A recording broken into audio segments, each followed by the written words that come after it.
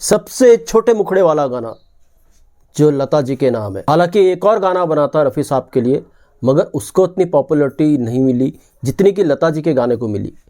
कौन सा गाना था, क्या पूरा किस्सा था, कौन सा छोटे मुखड़े वाला गाना रफ़ी साहब के लिए भी बना था, लता जी के लिए कौन सा छोटे मुखड़े वाला गाना था जो आज तक उनके नाम है। दोस्तों, आज मैं इन गीतों के बारे में आपको बताऊंगा, कौन से ये गीत थे छोटे मुखड़े वाले। चैनल पर नहीं तो चैनल को सब्सक्राइब कर लीजिएगा, बेल आइकन भी प्रेस कर लीजिएगा ताकि नोटिफिकेशन आप तक पहुंचती रहे। नमस्कार, मैं महेश कोहली, बॉलीवुड संगीत के सफ़र से। दोस्तों, लता जी जब इंडियन फिल्म इंडस्ट्रीज में आई थी बतौर प्लेबैक सिंगर, तो काफ़ी म्यूजिक डायरेक्टर्स का नाम आता है उनको आगे लाने के लिए। मगर दोस्तों, जो पहला श्रेय जाता है जिस म्यूजिक डायरेक्टर को, पहला श्रेय मैं इस वजह से नहीं कह रहा हूँ कि लता जी को वो लेकर के आए थे। लता जी को लेकर के मराठी म्यूजिक डायरेक्टर आए थे, मराठी फिल्मों से उन्होंने शुरुआत की थी। मगर लता जी को जो बड़ा मौका दिया था वो थे संगीतकार खेमचंद प्रकाश।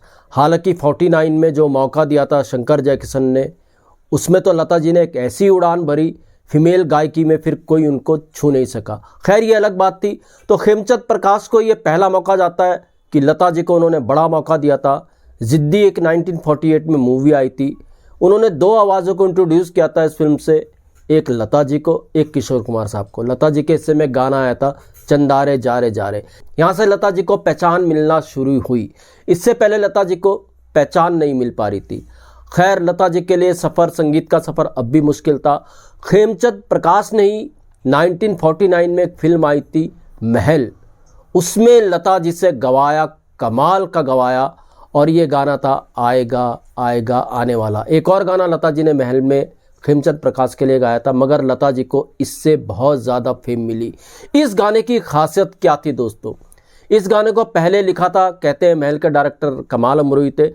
कमाल अमरोही ने ये दो लाइनें लिखी थी, आएगा आने वाला। अब ये बार में तो लेकर के आगे खेमचंद प्रकाश आएगा आएगा आएगा आने वाला आएगा, मगर खेमचंद प्रकाश को मज़ा नहीं आ रहा था कमाल अमरोही की इन लाइनों पे। खैर, बाद में नक्शब गीतकार ने ये पूरा का पूरा गाना लिखा। खैर, खेमचंद प्रकाश इस गाने के फेवर में तब भी नहीं थे। खेमचंद प्रकाश को लग रहा था छोटे मुखड़े वाला ये गाना है, कैसे गाना है ये पॉपुलर होगा। खेमचंद प्रकाश को ये भी लग रहा था यार मैंने जो उसकी धुन बनाई है थोड़ी धीमी है, तो खेमचंद प्रकाश इस गाने को फिल्म से बाहर करना चाहते थे, मगर कमाल अमरोही ने ऐसा नहीं होने दिया। ये गाना फिर फिल्म के अंदर आया, आएगा आएगा आएगा आने वाला, और जब ये फिल्म लोगों के बीच में आई तो इस गाने ने तहलका मचा के रख दिया था। कहते हैं रिकॉर्ड पर लता जी का नाम नहीं था, रिकॉर्ड में नाम आता था कामनी का, कामनी कैरेक्टर था मधुबाला का। तो अशोक कुमार जो इसके हीरो थे, प्रोड्यूसर भी थे, उन्होंने सोचा लता जी को कोई जानता नहीं है, कामनी कैरेक्टर इस गाने को हिट करा सकता है। तो जब लोगों ने पूछना शुरू किया भैया ये गायिका कौन है, लोगों को संदेह होने लगा कि कामनी इसकी गायिका नहीं हो सकती, ये तो अलग आवाज़ है, कामनी तो कैरेक्टर है। तो लोगों ने, कहते हैं, ऑल इंडिया रेडियो में लेटर लिखना शुरू किए कि इस गायिका का नाम जारी करो, नाम बताइए। और फिर ऑल इंडिया रेडियो से प्रसारित किया गया। इस गाने की गायिका का नाम है लता मंगेशकर। और यहाँ से फिर जो लता मंगेशकर को पहचान मिली वो अपने आप में कमाल की बात थी। मगर खासियत इस गाने के देखिए, इस गाने में सिर्फ दो लफ्ज़ थे, आएगा और आने वाला। खेमचंद प्रकाश ने इस तरीके से इसको कंपोज किया। छोटे मुखड़े वाला गाना था, मगर इस तरीके से धुन में लाए कि लगता नहीं ये छोटे मुखड़े वाला गाना है।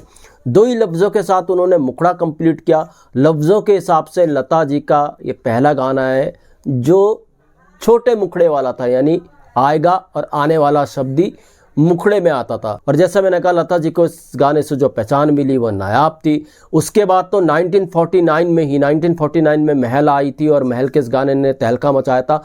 1949 ही में ही शंकर जयकिशन के संगीत से सजी आई बरसात। शंकर जयकिशन ने बहुत बड़ा मौका दिया था लता जी को बरसात के लिए, और बरसात के गानों ने जो कमाल धमाल मचाया, उससे तो लता जी ने वो उड़ान भरी कि फीमेल गायकी में कोई दूसरी गायिका उनको फिर कभी नहीं छू सकी। तो दोस्तों, छोटे मुखड़े वाला गाना आएगा आएगा आने वाला लता जी के लिए लक्की साबित रहा।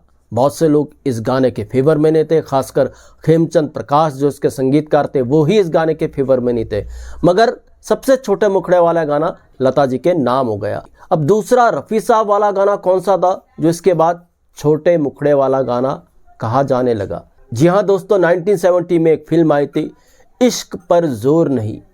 इसका एक गाना था, ये दिल दीवाना है, दिल तो दीवाना है, दीवाना है ये दिल, दिल दीवाना। ये दिल दीवाना है, दिल तो दीवाना है। इस गीत को लिखा था आनंद बख्शी ने, कंपोज किया था एस डी बर्मन साहब ने। तो आनंद बख्शी ने फिर से रिपीट किया एक छोटे मुखड़े वाला गाना। उन्होंने भी कोशिश की कि ये दिल दीवाना है, दिल तो दीवाना है, दो लफ्ज उन्होंने रखे, दिल दीवाना। सबसे छोटे मुखड़े वाला गाना था, जिसको बहुत खूबसूरती से नायाब तरीके से कंपोज किया था एस डी बर्मन साहब ने। तो खैर साहब, इस गीत को रिकॉर्ड किया गया रफ़ी साहब की आवाज़ में, लता जी की आवाज़ में। मगर कहते हैं दोस्तों, आनंद बख्शी का ये एक्सपेरिमेंट आएगा आएगा आने वाले गीत की तरह सक्सेस नहीं हो पाया।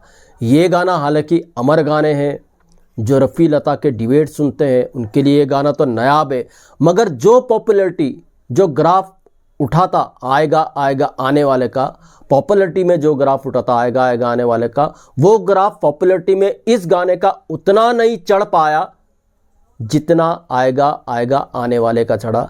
ये दिल दीवाना है, दिल तो दीवाना है, इससे बहुत पीछे था। तो ये दो गीत, हालांकि बहुत से और भी गीत लिखे गए इस तरीके से, मगर जो पॉपुलैरिटी छोटे मुखड़े वाले गाने आएगा आएगा आने वाले को मिली, वो किसी और छोटे मुखड़े वाले गीत को नहीं मिली।